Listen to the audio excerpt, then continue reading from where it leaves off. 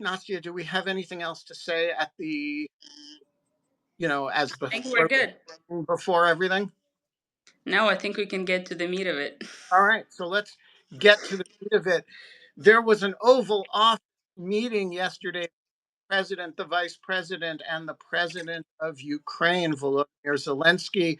Somebody dressed inappropriately to it and said improper things for the Oval Office, and and that broke down the relationship. Isn't that what happened, Nastya? That's not at all what happened. All right. From um, the American MAGA perspective, that you're dressed inappropriately and didn't express gratitude, and our president and vice president called him on it. What would be the Ukrainian understanding of what happened at that meeting? Oh, yeah, oof. Secretary of State was there too. Right, Secretary of State so after. many memes coming out of this meeting. Apart from the tragedy of the whole affair, so many great memes about Marco Rubio on that couch, looking just wanting to disappear into the couch. um, well, so from the Ukrainian point of view, what happened was that this I think this was like the clearest sign that we've had yet that America is just full on betraying us, and completely turning towards Russia. I mean, this is, and there were plenty of signs before. Some people didn't want to see it, as you and I have talked a lot about over the months. A lot of people have been optimistic about Trump coming back. I think after this meeting, surely they will understand that their hopes were futile, and this should have never been a thing, really. But I mean, I don't even know where to start because it was such an emotional day. I think just Well, if you, let's start with the emotions. For yeah, many people watching, I think you will be the first Ukrainian that you will hear from, that they will hear from probably on the subject, and other than Zelensky himself, who is, of right. course, a very articulate spokesman for the for things, but is Though not. he could benefit from English lessons, I gotta say. Yeah, is a lot better than his, and also your familiarity with the cultural zeitgeist of the United States and the Anglo sphere is frankly better than his. What was like? Tell us a little bit first about the Slack exchange in the Lawfare Ukraine Slack, Right. and also about your texts to me while all Uh-huh. this was unfolding. Well, so I was with my 14-month-old toddler just walking around DC and having breakfast and working and hanging out with her, and then I knew, of course, that Zelensky was in town. I knew that this was a hugely consequential day, and then I was very optimistic. In fact, I wrote a full Substack analyzing the minerals deal, because I was, and it started with Zelensky finally came to DC to finally sign this after, weeks of tense negotiations. And it was a very kind of upbeat piece, because the final deal that has been reportedly agreed on, it's a relatively a much better deal than what Americans initially pushed. So I was being quite positive, and then I started seeing all of these messages from my colleagues about oh wow, this is going so much worse than we thought it could go. And I start seeing photos of our ambassador Markarova, just like her head and her hands, like sitting there, and I'm like, oh my god. So I stop in the middle, like literally in the middle of Dupont Circle. I'm like standing in the middle of the street trying to like watch what happens. And so I'm watching this exchange that Zelensky is having, and the president of Ukraine just sitting there kind of astonished at what's happening, and Trump and Vance attacking him. Um, and I'm very emotional, so I literally teared up, because it felt as if they were talking to me as well. It felt as if they were talking to every Ukrainian, right? They were. To the right. So they weren't just disrespecting the president. You can have this conversation in private, And Right. if you want, and then they both walk out, and the diplomatese for it is there was a frank exchange of views between the president, Exactly. which means they didn't get along and they yelled at each other. Um, if you invite the cameras in and do it in public, you're making a decision to talk to every Ukrainian. And so I think you read that exactly correctly. That Yeah. the president and vice president of the United States made a decision to do a performative dressing down of the entire country of Ukraine and say, why aren't you more grateful in public? Well, and I think their main audience actually was Americans. It was their base. And you can correct me if I'm wrong. You, of course, understand this better than I do. But that was the impression. That's why absurdly, I'm going to use that word again, Trump said that, this is great TV after, and they kept the cameras rolling throughout this whole thing.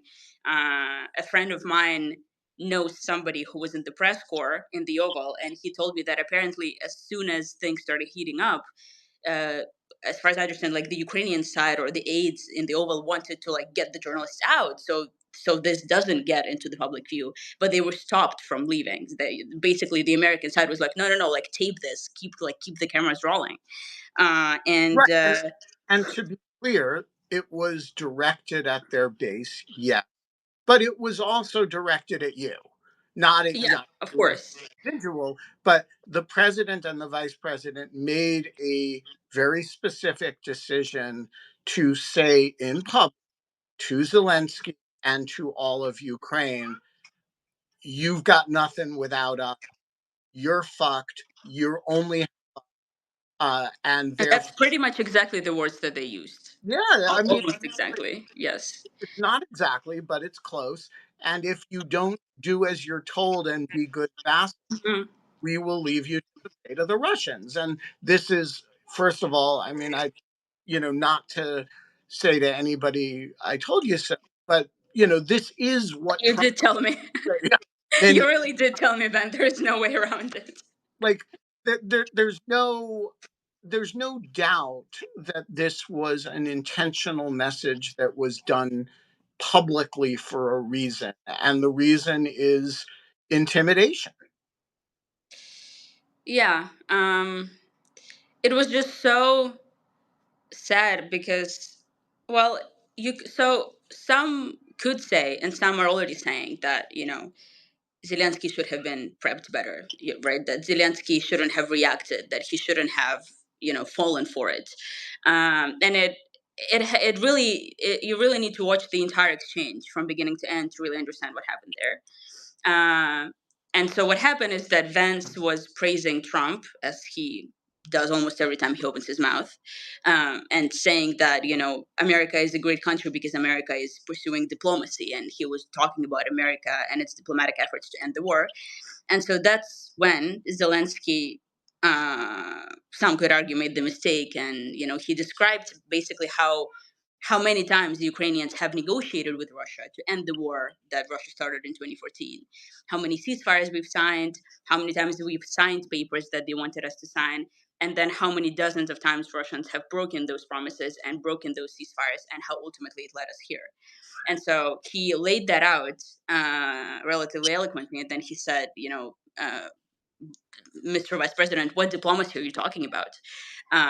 And so he challenged that assumption that American diplomacy is kind of like the magical pill here. And so that's when everything kind of went downhill. And so if you look at it from that point of view of like, was Zelensky doing everything he possibly could, like Macron before him or like Starmer before him, uh, to make sure this goes smoothly, then surely somebody could say no. But that that's just a part of the story. I think the larger part of the story is like looking at the terms under which Ukraine has been operating, and then the terms under which President Zelensky has been operating in the last few weeks, and just the level of shit, excuse my language, we've had to deal with, right? And like the level of stuff, like the complete rewriting of things that are really black and white, right? Like the complete rewriting of reality that has happened over the past week. And you have to look at the full picture, and you have to understand that Zelensky's sitting there after listening to like the most absurd and the most false of positions for days and days and days. And so, of course, when he's going to ask Vance, well, Vance brought up the issue of mobilization and a manpower problem, as if every other country that has ever fought a war before didn't have a problem like that. Like, absolutely every nation has a problem like that when they engage in a full scale war like this. He brought that up, and Zelensky said, have you been to Ukraine? Which, of course, none of them have been to Ukraine because they're cowards and because they don't care. And he said, have you been to Ukraine? And Vance said, well, I've read stories. Like, what are you supposed to say to that? Like, just, Suka. yes, Which allegedly. what Allegedly, yes. But, it's like, I just think that if you take the full picture into account, you just realize what an impossible position Ukrainian diplomats were in and the Ukrainian president was in. Because how do you keep a straight face after your country has been decimated in the way that we have been, when millions of people fled and thousands have been killed and brutally raped, and then you have to sit there and listen to what we've been listening to? Like, at yeah. what point at what point do you have to stand up to this, right? Or do you never do because you're reliant on American aid? Do you just keep your mouth shut and do you just let them rewrite history completely? Is that what we were supposed to do? I don't know. This is all just my emotional response to this, right? Maybe Zelensky should have just kept his mouth shut, but So I you don't. know, Well, I don't think the Ukrainian domestic politics of this better than I do, but I don't think Zelensky could have come home and looked his people in the eye if he had shut up and taken. Um, you yeah, know, it's it's a hard thing. Imagine. I'm trying to imagine a Jewish leader meeting with Franklin Roosevelt during World War II and have exactly. Franklin Roosevelt deny to his face that the Holocaust is. That's exactly the right example, Ben. Yes, And exactly. it's a slightly weird example because Holocaust denial didn't exist during the Holocaust, right? It's a thing that postdates it. But at some But point we do think that a genocide is happening in our country, there like from is the Ukrainian point of view. there are 20,000 missing children who have been deported to Russia. You Exactly. sit there as a president, a leader of Ukraine, and listen to Donald Trump or anybody say that all the cities have been destroyed, that there's no building left standing in a Ukrainian city, and not respond to that. Hmm. At some level, you have to represent your country. Now, should he have done it in a more measured way? Perhaps. I But I am don't think that's the point, though. Like, I that's not the point of what it's happened. how he chose to handle it. There's something so deeply offensive about being put in the position that with in a language that you are not he's not he Proficient doesn't have in. English, but he's not but his English is it's better than my Ukrainian, but it's not great. And he's not, Yeah. this is a very charismatic person when you hear him in Ukrainian, which is his Mhm. second language, by the way. He's actually native Russian speaking. Nobody mentions that these days.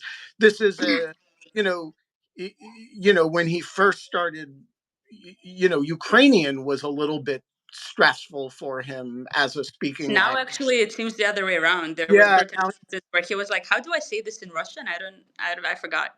So good for him. and to go into the Oval Office and have the President of the United States having designated the Vice President as the attack dog, um, and to be bombarded with grotesque lies. At Right. You just have to say, I'm sorry, I can't listen to that. I don't know where you're getting it from, but maybe it's from Vladimir Putin, which is what he said. And I don't think there is a way to tolerate that without betraying your obligation as a leader of a country to represent that country and its people about the fundamental truth that your Right. country is attacked and invaded and is being subject to a kind of a 3 year genocidal war. And I just cannot. I know he's gotten some criticism for it. I can't subscribe to that criticism. I just think this was planned. It was a sandbagging kind of ambush operation. Yeah, And it's very interesting. Yeah, that seems to be the consensus that this was kind of premeditated. well, it was at least premeditated in the sense that they didn't let the cameras go off, right? There was an active decision to do it in public. And Yes. Yes.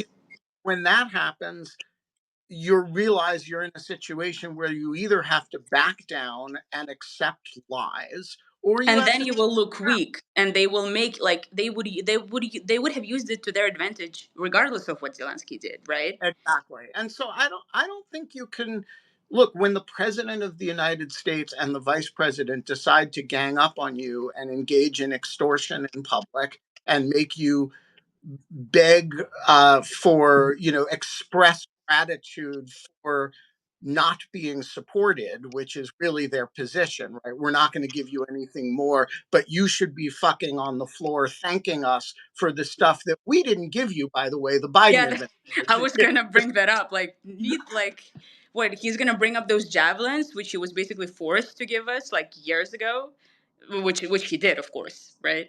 Yeah.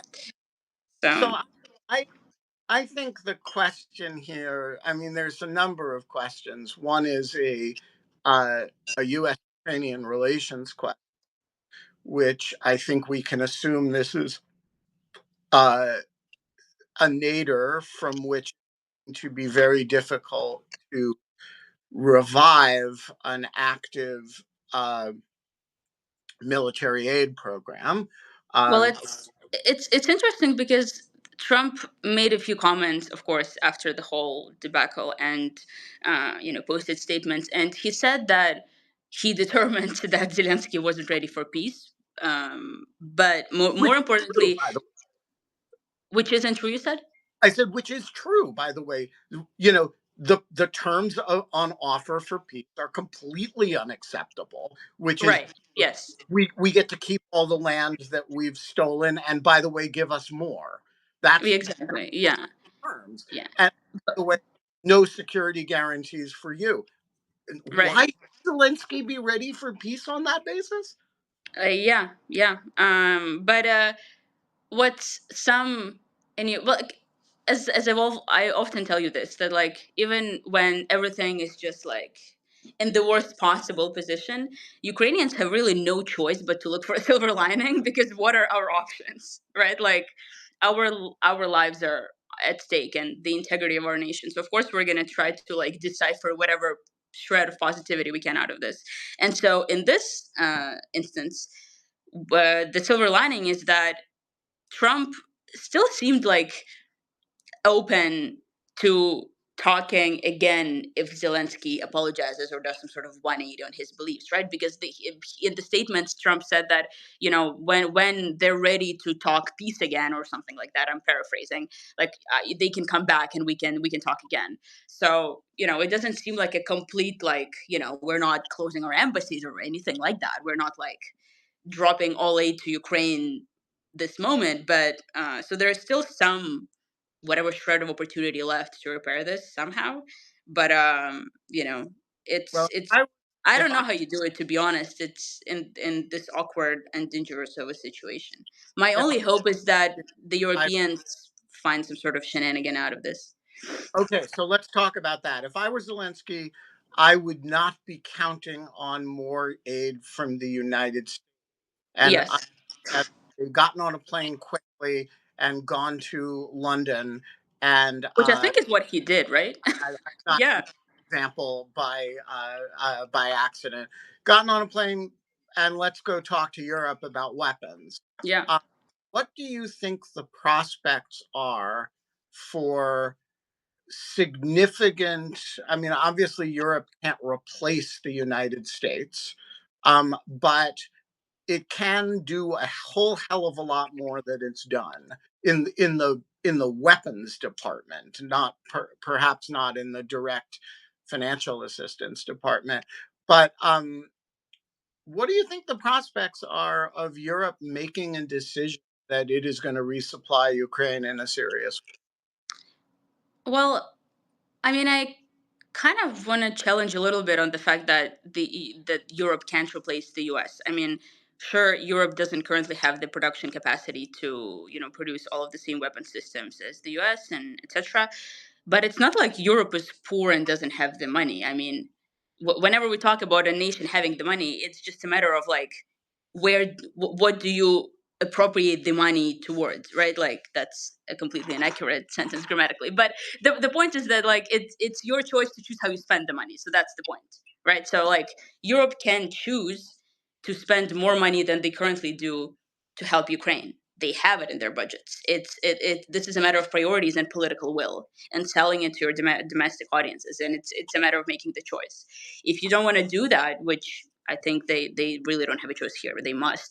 But they also have like hundreds of billions of frozen Russian assets lying around, which they aren't willing to use because they think that that's breaking international law and that's going to set a dangerous precedent, as if that didn't already happen. So there's a whole lot that Europe could do here. Ukrainians are, of course, frustrated that like we're 3 years into this, and we're also 11 years into this since 2014, and Europe is only now having this kind of like waha moment that like, oh my god, we actually have to figure it out. And that's like, in that sense, the Trump et al. Are right in saying that Europe has been kind of sleeping this whole time, and they have to wake up and actually care for their own security. That's another silver lining that Ukrainians are pulling out of this whole situation. That like maybe finally Europe will step up, seeing that it has no choice but to step up and do something about it. Yeah, that's definitely something that Ukrainians are watching in the coming weeks, because if they don't figure something out, it's going to be really a disaster. Like this is the moment when someone, Macron, Starmer, the newly elected German chancellor, have to like become that person who pushes for this. yes The fact that who's we going the fact that we haven't seen this happening yet is very sad. who's going to be that leader? I mean, one of the problems, I think it was, I think it was Henry Kissinger who said one of the problems with Europe is I never know who to pick up the phone and call.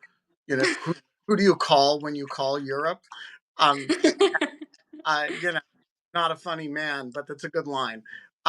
So who does Zelensky call when he calls Europe? Is it Macron? It can't be Keir Starmer anymore because he's the UK. It's for defense purposes part of Europe, but it's not part of Europe for economic purposes anymore. And what about and or is it this guy Merz, who's sounded like a completely different kind of German leader uh, since his election the other day, although, of course, he hasn't formed a government yet. What do you like? What is Europe for purposes of this conversation? That's an amazing and a very important question, because Europe, when it comes to Ukraine, I don't think it's a homogeneous entity, right? You have these nations like Estonia, Lithuania, Poland, uh, the countries who've suffered from Russia before and who really like know intimately what Ukraine is going through, who have always been willing to step up, who've supported Ukraine's NATO integration like ages ago, which is something we're back in escalation in the coming episodes. Uh, then you have the Nordics, who, as you like to point out to me, are made out of money and should be Well, doing some of more. Some of them, them are Norway. Yeah. And so, and then there is like Orban, right, who is on Russia's paycheck, and does whatever Kremlin wants him to do. So it's a very like interesting mix. Obviously, Macron is trying to take the lead here. He's been trying to do that. As also you've pointed out to me, the French as a nation have been trying to be these leaders for decades and decades. So. Um, I was kind of disappointed seeing a statement from the Polish government, I think several days ago or weeks ago, where they said that they would not be sending troops to Ukraine. And whatever the peacekeeping force that's going to be happening, if it happens, that they are not going to be a part of it. Which, if one was to call Poland our most important European ally, they should probably think twice, I guess, after that kind of statement. It's really strange to me why they wouldn't, to be honest. But I don't know. It's hard because Ukrainians have a very fraught history with Europe as well. Like, it's worth remembering that. There, you guys can't get along with anybody. Yeah. Are you trying to say that we're the problem? I'm just being a MAGA nationalist and Yes, uh, yes. But taunting you. um, from an American point of view, it may seem that like America has historically like screwed us over and things like that. But I mean, actually, again, when you listen to the podcast, you will know what I'm talking about. It kind of seems like Europe has done more of that. Like at some crucial, important points in our history. There are many, many more opportunities to Right. Yeah. screw Well, Ukraine they than the don't have United a beautiful ocean between us. So Yeah, right. and look, we have, while you were part of the Soviet Union, it was easy to be good to Ukraine. All we had to do was to be bad to Moscow, and we were by definition being good to Ukraine. But, look, we've got a lot of catching up to do in terms of betraying Ukraine. We've never really done it before. This is so sad. Europe has done it a lot of times, so we're making up for lost time here. And for those of you in the audience who share the disgust I feel for this, rather than the cheerful support that I'm expressing for it, um, uh, we are about to sign off. And you should get into your cars or onto the metro and head down to the White House. And you will know the people there are Ukrainians because they'll all be carrying these and wearing flags and be Yes. demonstrative. And they want you to come down and join them. And you should do that because there is no better way to tell the president and the vice president that what they did yesterday was an abomination in the sight of God and man and the American voter than to show up and tell them that directly, leaving aside the fact that one of them is at Mar-a-Lago and the other being in Vermont. But um, if enough people show up, they will hear about it. And so people are always asking, what can we do? Right now, what you can do is get in a cab, get in a car, get on the metro, and just go to the White House and stand with a bunch of people, one of whom has been there literally 1,011 days in a row since the full scale invasion began. This is 1012. Uh, and he's not Ukrainian, named Robert. And Amazing. Thank you, Robert. he's been there literally every day since the full scale invasion began. Talk about a great American.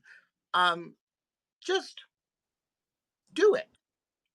All right. And we can chat about how bad things are when you Yeah. get there. And stop by and say hi when you do. See you. Yes. Oh, and one other